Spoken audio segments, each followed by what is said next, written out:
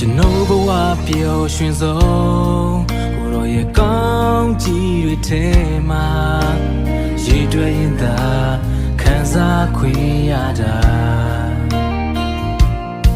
ကိုရောသာကျွန်တော်ရဲ့ကြောက်ဆောင်ခိုင်ခံစေပါယုံကြည်ခြင်းမြတ်သာ၍တူပြီးတိုးစေ